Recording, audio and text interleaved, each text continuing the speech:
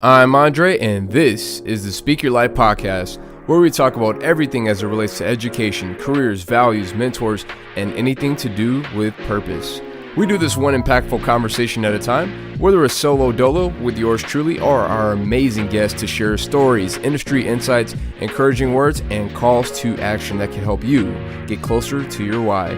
Become a part of the Speak Your Life community by subscribing today to the podcast and following us on Twitter, Facebook, and Instagram at Speak Your LYFE, because life without your why is meaningless.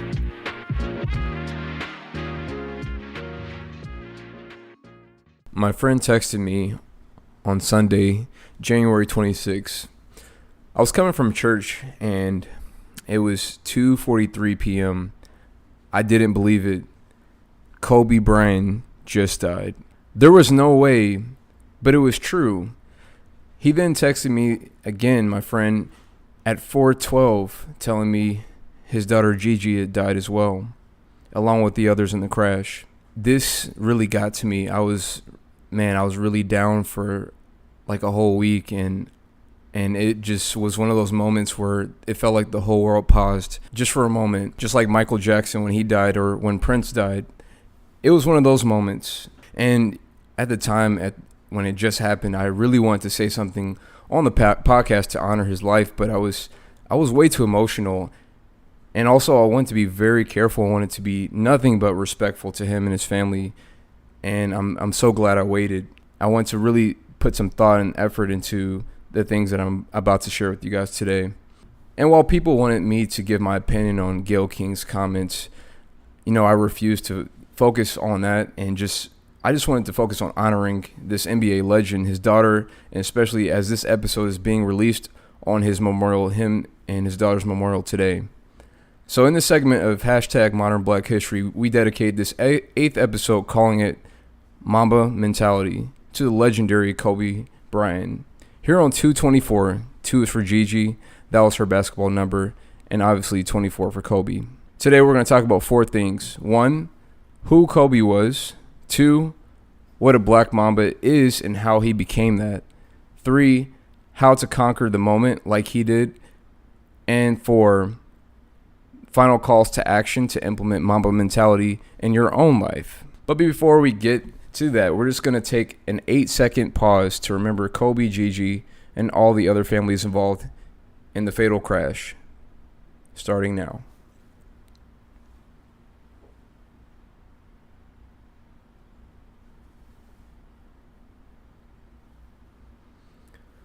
Kobe Bean Bryant was born in 1978.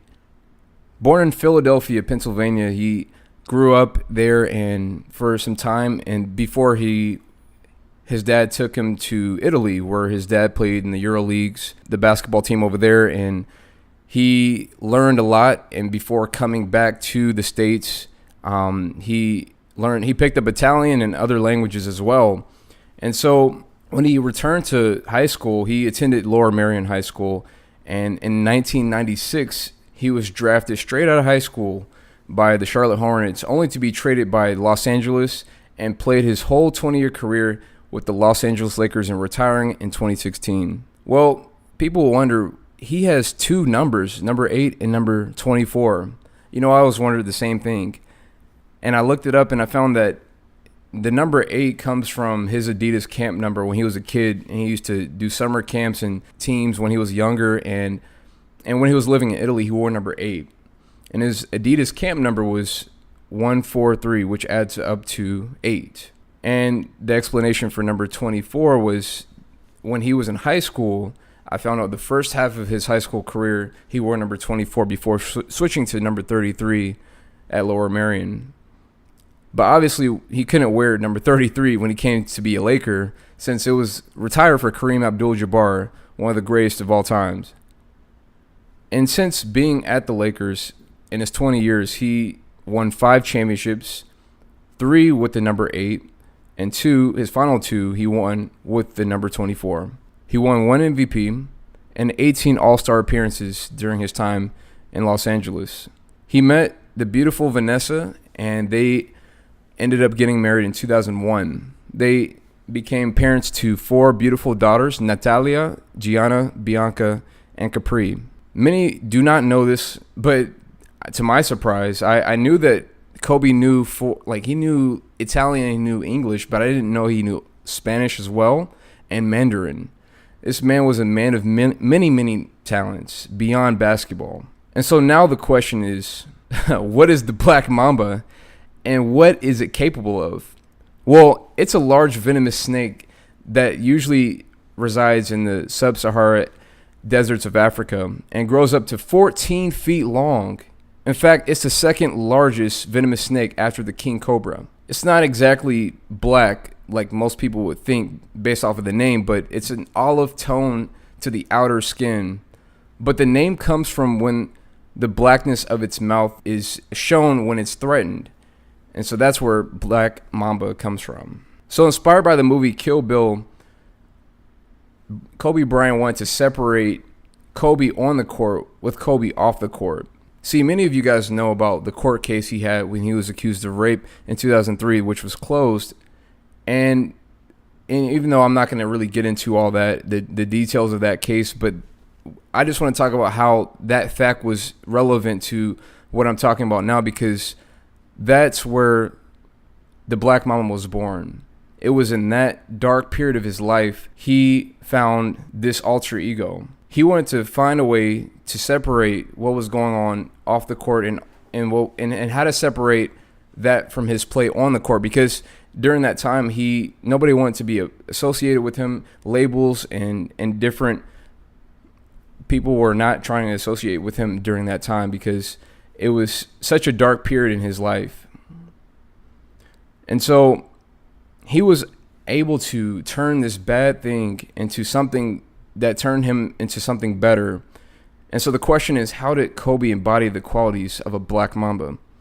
He embodied these qualities by being quick, calculated, and what he calls himself, in one of the interviews, just a straight stone cold killer. Because on the court, nobody could touch him.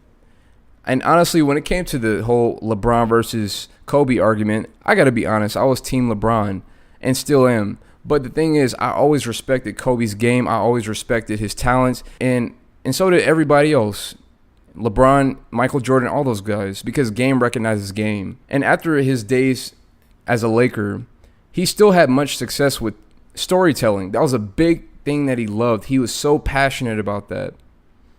And so I remember hearing about how he gained this love for storytelling when he encountered this teacher from Lower Merion High School. And this teacher really kind of inspired him to go for storytelling and just have an appreciation for it.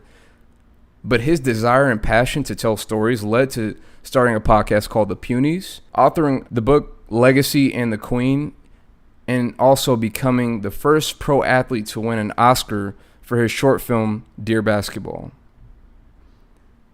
So now we ask ourselves, how can we be like Kobe, the Black Mamba? Well, it starts with the mentality and facing challenges head on. Because when it comes to anything, when it comes to hurdles or any challenges that we face in life, it all starts with the mind. Because if you don't have your mentality together, if you don't have that correct, you won't be able to face challenges correctly. You won't be able to conquer any hurdles. You will have fear, but you won't face it. The second thing is he talked about, I remember seeing this podcast interview with Jay Shetty on his podcast On Purpose, and he talked about how he stopped negotiating with himself and just did what he set out to do. So that's what we have to do. We have to stop negotiating with ourselves. When we know we have to do that workout at 5 a.m. or we know we have to turn in that report at 11 p.m. or we know we got to turn in that project. Stop putting off tomorrow what you could do today. The third thing is the way we attack our duties, the way we can be like, Kobe is by attacking our duties and growing in the process. See, he was all about embodying the principles of what it meant to be a Black Mamba. And like a Black Mamba, it goes and attacks its prey. And just like that, you can attack your duties. You can attack your projects. You can attack all these hurdles and challenges that will help you grow. Because Kobe was all about growth. He was all about learning. He was all about just being a student of the game, being a student of business, being a student, and just I always hear about how he would cold call people, random like business moguls, Oprah and many others, and just learning, just being a student, just understanding that he wasn't too big, he wasn't too famous, he wasn't too intelligent to learn more, to grow more. And also another thing I'll add on to that, just like a black mamba and just like Kobe, is shedding off old skins. You see, just like a black mamba, the snake, to grow, to become what it's meant to be, that snake has to shed off old skins, because otherwise those old skins will hold him back from growing. And just like you, there are people, there are bad habits, there are negative thoughts that could be your old skins. You need to shed those to be able to grow into what you're meant to be. Kobe always conquered the moment. And one of the things that a couple of things I would say we can learn from what he did and the example that he had was do all that we can do while we can. We don't know when our last day is coming. Just like I don't think he would have predicted that was January 26th was his last day. But all the interviews and all the documentaries I've seen from Kobe Bryant, it was pretty clear to me that he had no regrets. He left everything on the court. When it came to practice, he was always at least 2 hours, 4 hours ahead before everybody else. He would be the first one there and the last one in the gym. And again, like I said before, why put off tomorrow what you can do today? And it's like imagining, what if Kobe said, you know what, I'll train tomorrow. Or, you know what, let's win next year. Why not this year? Why not train today? Why put off tomorrow what you can do today? You know, it's almost like saying, let's win next year when you say, hey, you know what, let me just do this thing tomorrow. But you have this moment right now. You have a full 24 hours. And so everybody has 24 hours. What separates people who are successful and those who are not is what they do with that 24 hours. And so when it comes to being successful, when it comes to winning, we have to understand, we have to live in the moment. We have to take everything day by day, because sometimes we get so overwhelmed by, what's going to happen later. And so when it comes to that, I'll tell you a quick story. I remember checking out this one interview in particular, and he was talking about the mundane moments. And one of the things that he shared was how in one of the practices, he had to run up and down the court, up and down, up and down, up and down. And he knew, the championship was obviously the end destination, the end goal for any, NBA star. But even though he knew that was the end destination for the season, he knew that the end destination for that one practice round was for him to run back and forth and to finish his runs up and down, up and down. But instead of focusing on getting to the other side of the court, even though that seemed so small, he just said, focus on each footstep. That's what he did. That's how he was able to conquer the moment. That's how he was able to conquer practice. Because when he conquered the moment, he conquered that. He conquered practice. He conquered the games. And when he conquered the regular season games, he was able to conquer the playoff games. And when he conquered the playoff games, he was able to conquer the moments in the championships. And that's how he became a 5-time champion. And a lot of times we are so focused, we're so overwhelmed on, oh man, what's going to happen, in this big moment, this big stage, this big audience. We allow that to just cause fear inside of us when we need to focus on this moment right now, this second, this minute, this day. And when we focus on just putting one foot in front of the other, we're able to realize and look back, wow, I've come a long way. And so that's what he did when he just not only, again, he didn't just conquer these championships, he didn't just conquer these games, but he also conquered the moments in practice, behind the scenes, when nobody was looking, behind closed doors, when it was dark, when it was light, before the sun, after the sun, it doesn't matter. He always conquered the moments, and so can we. Some final calls to action that can help you embrace the Mamba mentality for yourselves, for your lives, for your purpose, and for your why. Start with prayer and meditation, because every winning moment, like we talked about before, begins with the mind, because that's where everything starts. There are people who they don't have sight, but they have vision. But there are so many people who have sight, but don't have vision. And what do I mean by that? Well, the thing is, like, when it comes to having vision, that's being able to see what you cannot see right now with your physical eyes. A lot of times, you vision things by closing your eyes, imagining what you can do, what is possible, and maybe it hasn't even been conquered yet. Maybe to many, it could be considered impossible, but you realize that in your mind, it's possible. And because you started with your mind and how you can conquer what seemed to be to many as impossible as possible, it's already done. The work is already halfway done when you imagine that it can happen.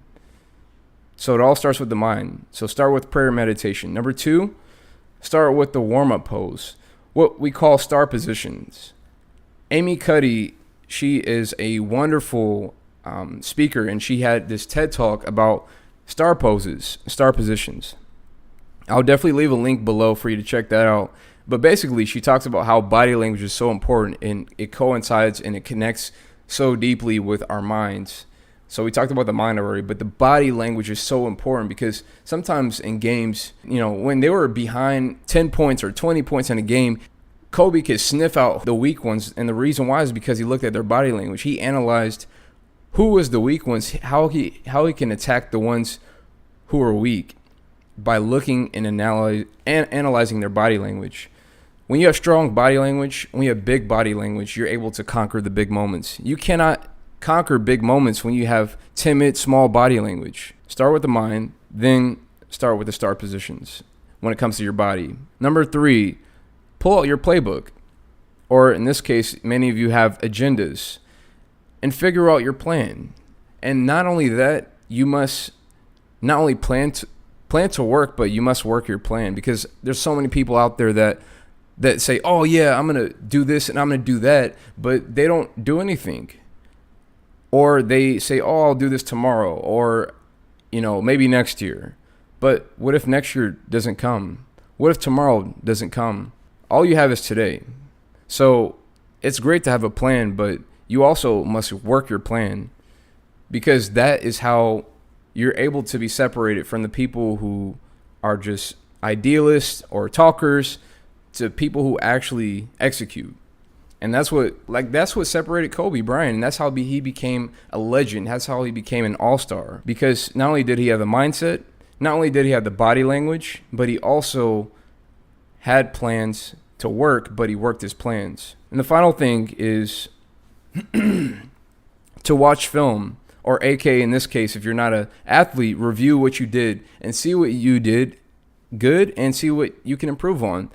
Because no matter who you are, no matter how smart, no matter how athletic, no matter how much of a good speaker you are, it doesn't matter. There's always ways to improve on. And like I said about Kobe, he was always a student. That's what he embraced, being a student. He embraced, even when he taught other people, even when he was a mentor to other people, he was always embracing the student mentality. Every single game that he watched, every single game that he played, whether win or lose, he always found a way to take time to watch film, because that was so important for him to just analyze every little moment, every little movement, the angles, and every jump, every shot, every mismatch, every defensive play, every single thing mattered, because that's how he became better. Because earlier in his career, he made shots that didn't make it, and he had opportunities to make the game-winning shot, but missed it many times. But it is only through watching film and analyzing himself that he was able to elevate to another level of play, in which he became a champion with Shaq 3 times in a row from 2000 to 2002. And not only that, he became a champion as well, back-to-back, later on in 2009 as well. So we talked about 4 things, guys: who Kobe was, what a Black Mamba is, and how he became that, how to conquer the moment like he did. And finally, we talked about various calls to action to implement Mamba mentality in your own life. And as I close, I just want to say that because when we talk about modern Black history, the reason why I wanted to name this hashtag modern Black history is because not only is this Black history, but for us millennials, we grew up with Kobe Bryant. We grew up with guys like him and LeBron James. And so these are guys in our era where we actually were alive during the time in which they made history. Not to say that Martin Luther King, not to say that Harriet Tubman, not to say Malcolm X, that they weren't important, because we acknowledge them every single year and they are so important. They've contributed in so many ways that are beyond our comprehension. But we must acknowledge modern Black history because Kobe Bryant was part of modern Black history. He was one of those guys that not only did stuff on the court that was amazing and stellar and just out of this world, but he also did things that were awesome and amazing off the court as well.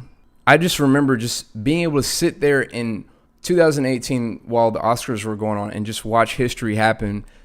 Like I said before, he became the first pro athlete to win an Oscar. That was so cool. And I didn't even realize I was watching history in my very own eyes right then and there. I just remember also just as a kid in middle school, we used to always we used to always ball up pieces of paper and make the fadeaway shots and just say Kobe. And it would be one of those moments where, like, even though we were just playing as kids, it just made you realize how much of an impact he made on the game. We didn't even say Michael Jordan. We didn't even say LeBron James. We said Kobe's name because Kobe had such an imprint. He made such a mark on the game in a way that no other guy has made. And as we remember him, we remember his life, we remember what he did, his legacy. We just always remember that we can implement Mamba mentality as well. Like what he did, he turned his turmoils, he turned his darkness into light. He could have just been bogged down by all the things the media was saying about him, all the endorsements he lost, but he didn't. He used it for good.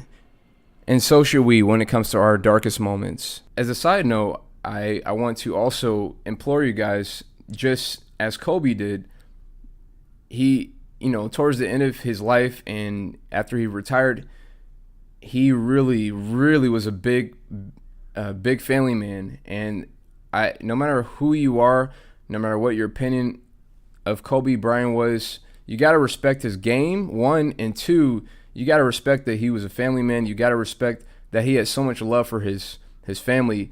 And the reason why I found out the reason why he was in a helicopter so many times was that he didn't want to deal with the LA traffic. If you live in California, you know what that's like. But anyways, understand that, you need to forgive, you need to love, cherish the people that are around you because you don't know when your day is coming. As we close, I want you to do something with me in a way to honor Kobe Bryant. Take a piece of paper right now, ball it up, and say, Kobe. You got to make the shot, but if you don't, shame on you. Thank you guys so much for listening to today's podcast. Be sure to subscribe to the podcast to get your content on whether you're on Spotify, Google Play, Stitcher, or if you're on Apple Podcasts, be sure to rate and subscribe, and be sure to rate and review us. And if you connected with anything, whether it's today's message or any other message, and if you have any questions, if you have any comments, or you just want to hit us up, you can find us on social media or on Facebook, Twitter, or Instagram at SpeakYourLYFE, because life, without your why, is meaningless. We thank you so much for listening. We love you guys, and we'll see you on the next episode.